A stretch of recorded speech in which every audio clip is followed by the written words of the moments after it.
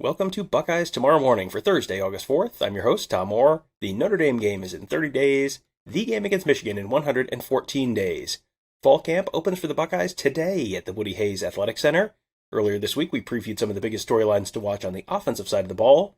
Today, we're going to be looking at the defense, and there is a whole lot to talk about on the defense as well. My guest today is Tony Gerdeman of BuckeyeHuddle.com. Tony, I know it's just camp, but how excited are you to be back covering the team again this year?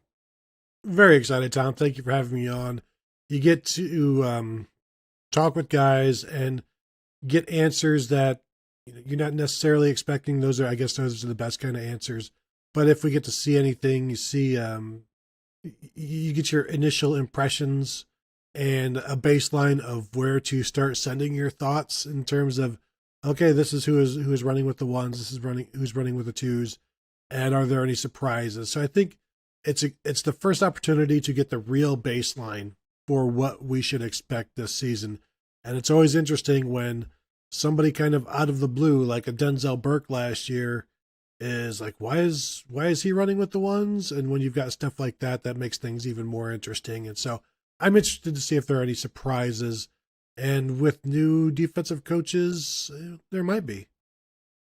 Yeah, we'll get to the new defensive coaches in just a little bit, but there are some players coming on this year where, a lot of times the great Ohio State teams, it's the second year players, the emergence of second year players. It really makes the difference between the Ohio State teams that, are pretty good Ohio State teams that win Big Tens championships and then the national championships. There were a lot of second year players that were big players on the 2014 team, the Super Softs in 1968. I mean, these are legendary Ohio State teams, kind of led by second year players. And on the defensive front, man, there is some talent in that second year group. JT Tuimoloau, Jack Sawyer, Mike Hall, Tyleik Williams. It feels like more than one of those guys, and potentially three or even four of them, could go from, guys who were kind of, they played roles as true freshmen, and there was some promise there, to being guys who are major contributors to a, potentially very, very good Ohio State team. I think there's a pretty good chance that you're looking at the starting defensive line for 2023 with those four.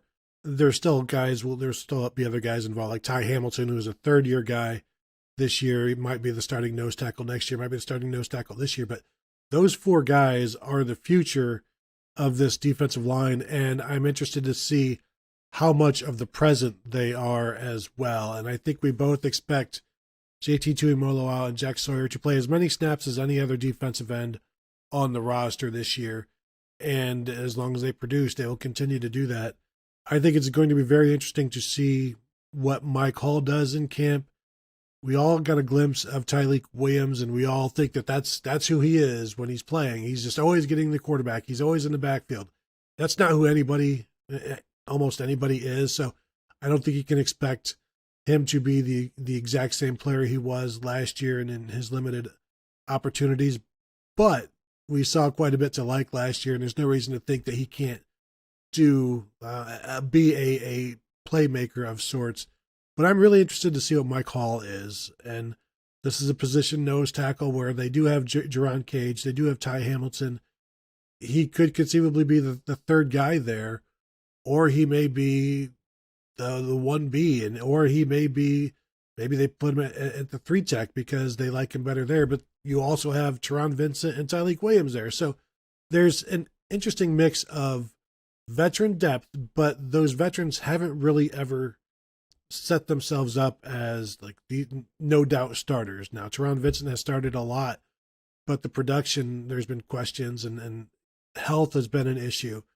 So it wouldn't be a shock to see a Mike Hall, Tyleik Williams come on, especially Tyleik Williams. I think everybody just expects him to play a bunch this year.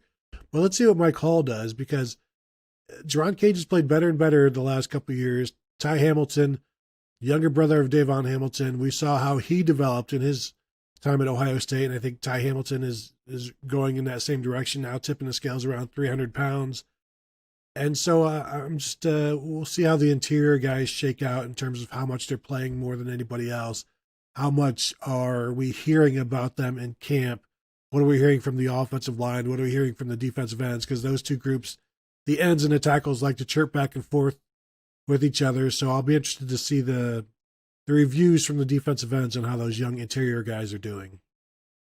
Yeah, that's going to be one of those really, really interesting stories to watch because you're not necessarily, this is not, a spot where there's no veterans ahead of them. There's no, they're just getting the job by default. This is a spot where if you're going to win a starting job, you're going to have to beat out some pretty good players who've been pretty solid at Ohio State for a good amount of time. So it really potentially means something if you do see some of those guys beat someone out. Another spot where there's some questions about who's going to be starting is linebacker, and it feels like, there's only 2 starting linebacker jobs this year in that base package. And it feels to me like if you give me 3 guesses, I can probably guess guess those two starters. It feels like Steel Chambers and is it Steel Chambers and Cody Simon, Steel Chambers and Tommy Eichenberg? But you got a bunch of other guys in the mix there as well. You got a couple, get some very promising true freshmen. You got a transfer and Chip Trainum who's transferring positions and also transferring schools. You've got a bunch of guys there who there's a lot of potential, but as Urban Meyer used to say, potential just means you haven't done it yet. So, we sort of have seen Steel Chambers. You've sort of seen some Cody Simon, although he was banged up. Tommy Eichenberg played reasonably well at the end of last year. To me, Tony, this is one of those spots where the depth chart week 1 is not necessarily going to be the depth chart week 9 or 10. Yeah, and you got Taraja Mitchell in there as well, who's been around now forever. But yeah, I'm with you. It's Steel Chambers seems like the starting will, because that's what he was last year. But this is a bit of a new defense, and so what does Jim Knowles think? And Cody Simon started, I think, 8 games last year, maybe 9 games. I think started 9 games last year. Tommy Eichenberg started 4. Cody Simon dealt with health issues even while he was starting, had the bum shoulder. I think that slowed him a little bit in spring, if I recall. And so what does he look like healthy in this defense? What does Steel Chambers, an incredible athlete, look like in this defense? The linebackers in Jim Knowles' defense tend to get into the backfield. Now, he can get them in there, but are they going to make plays when they get there? And I think it depends on, if somebody wants to keep that starting job, you better make the plays that are presented to you. And because Jim Knowles' defense will allow players to make plays. And so if you're whiffing on the quarterback or you're whiffing on the running back in the backfield, they don't have time for you. It's got to be somebody else. And there are options. And I am interested to see what Cody Simon does healthy. But is he a Will? Is he a Mike? With the 2 inside linebackers, it's pretty interchangeable. So I'm with you, Tom. I wonder how much movement we see, not just who rotates in, but who stays. Does Steel Chambers at some point become a Mike? And I know he's had trouble putting as much weight on as they want, so maybe that's not as much of an option. But I expect if I'm expecting Tommy Eichenberg and Steel Chambers to start the opener, and I won't be shocked if something else happens between then and the postseason.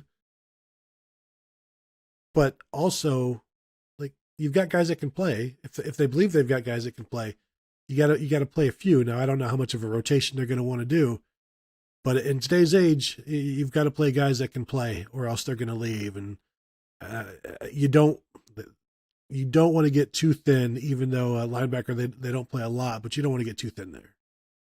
Yeah, you go back to the end of last year, and they were real thin at the linebacker spot. By the time you got to the Rose Bowl, moved Cade Stover over there at the end of the season. And, they had a bunch of transfers in the middle of the season and a bunch of injuries. So, yeah, you've got some intriguing young guys there who are probably not going to start yet. I know everyone's very excited about CJ Hicks. I don't think he's starting day one, put it that way. But yeah, there's some very intriguing young guys there. There's some very intriguing young guys at corner too. In corner, it feels like the conversation is sort of similar to what we just talked about with the defensive line, where, you've got Cam Brown, and Cam Brown, when he's been healthy, has been a very good corner for Ohio State. Can he stay healthy? And the rest of that corner rotation, Legend Cavazos is gone. Legend Cavazos is at North Carolina now. Ryan Watts is at Texas now. So now it's 3 second-year guys, but along with Cam Brown in that corner rotation in that top four. Denzel Burke feels like you kind of know what you got there, and I think the expectation is potentially first team All Big Ten kind of season from him there. And then you got two more guys who they were very, very high on coming out of high school, who played a little bit last year. J.K. Johnson got hurt almost immediately and really didn't get a chance to play much. But Jordan Hancock, you saw a little bit out of him, and they were very high on both of those guys coming into last season. I think they're very high on those guys coming into this season.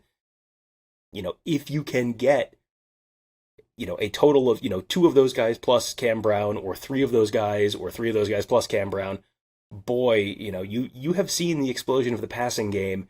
If you've got 2, 3, 4 really good corners there, especially young corners who you're going to have back next year, boy, that kind of changes the calculus for what this Ohio State defense could be.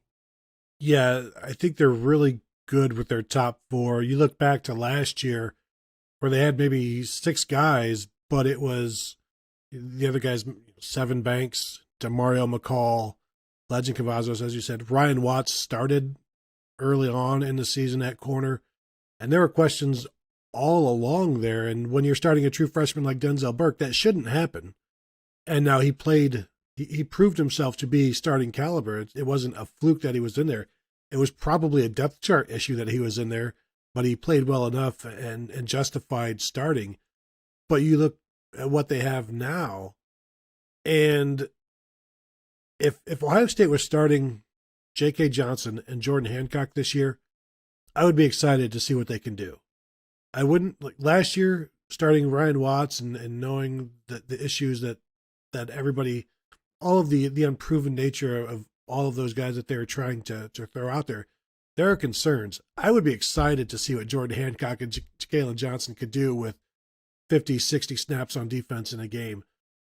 The fact that that's your 3 and your 4, I think speaks very well to how the corners are going to do for the Buckeyes this year. And, Cam Brown, everybody just wants to see him stay healthy. This is his contract year, so he's going to be doing everything in his power not to just stay healthy, but to be very good and show the NFL that he is worthy of being drafted. And then you've got J.K. Johnson and Jordan Hancock just fighting to get on the field and fighting to show that they can play. And this is another question.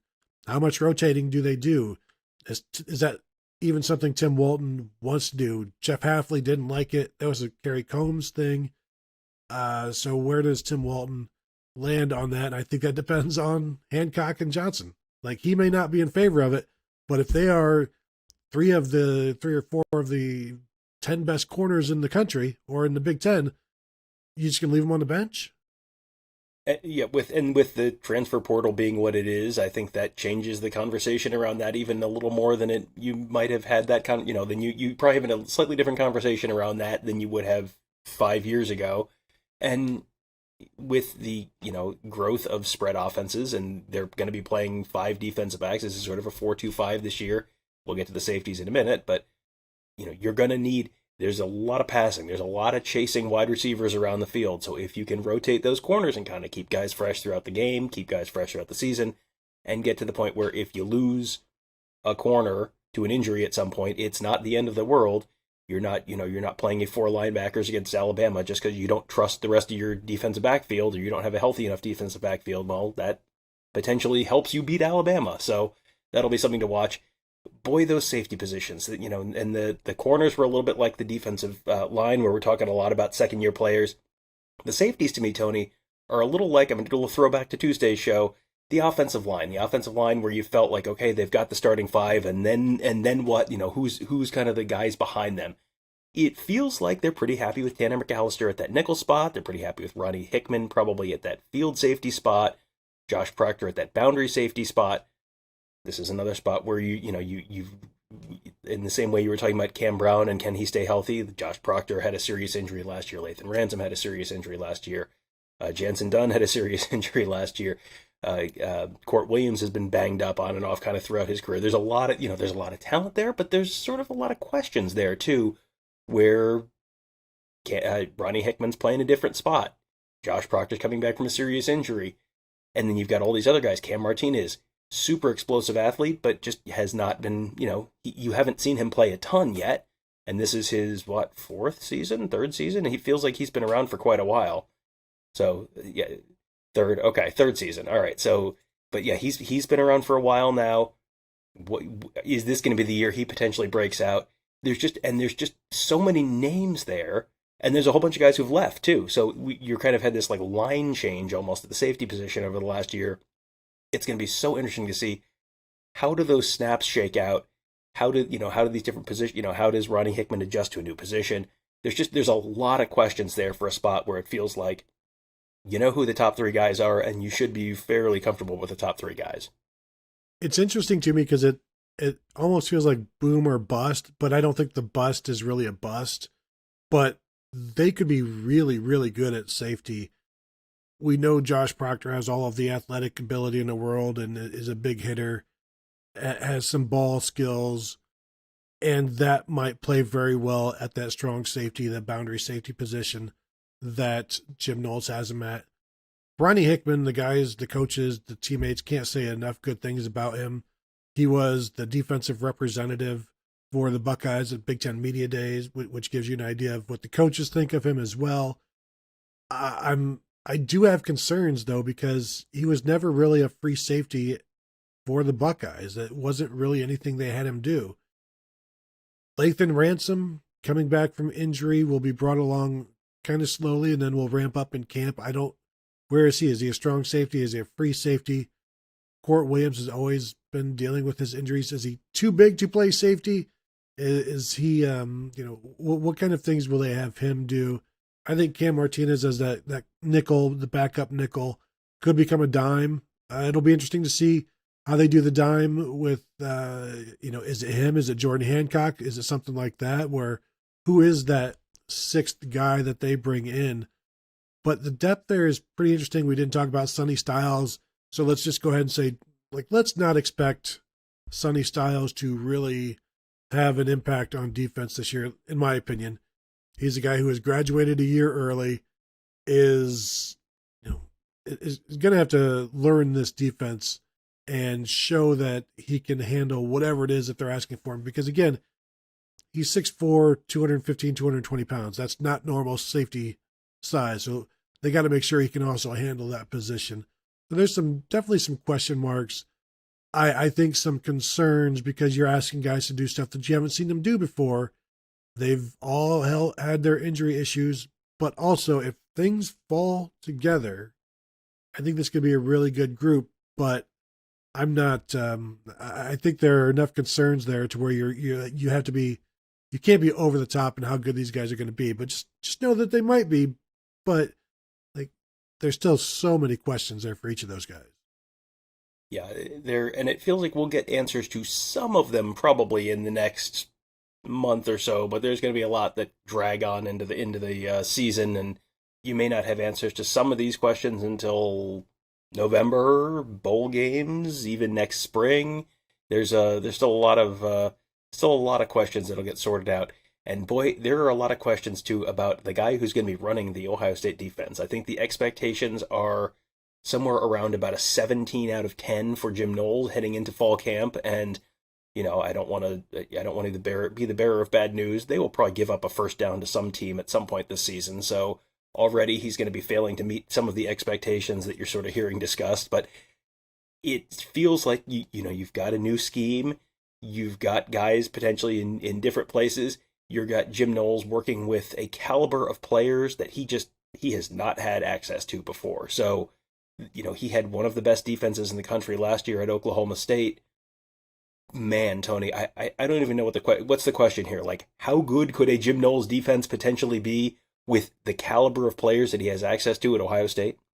Well, then the question also becomes, does he need to do as much as a defensive coordinator when you have more talent?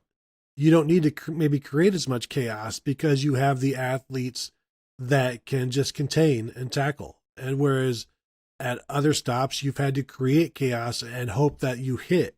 And so now you don't necessarily have to buy as many lottery tickets because you're already rich. So you can just live off the interest of your talented defense or your talented players rather than trying to, we need some scratch offs here, At Oklahoma State, they relied on a lot of scratch offs through their just gambling, basically. And it's not necessarily gambling. It was all done with a purpose and it's all done wisely. But I just don't know that he will need to do as much gambling.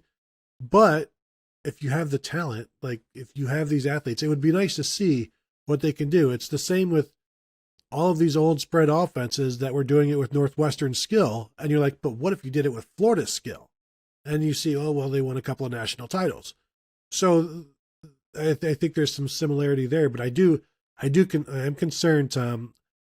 Imagine Twitter if Notre Dame goes down first possession, just runs the ball, does whatever, just marches down the field, 6 plays, 7 plays, touchdown. Twitter will not be too pleased with old Jim Knowles then. Well, I don't know what the problem is because that's a problem that has a very easy solution. You just fire everyone and start over. I don't know what I mean.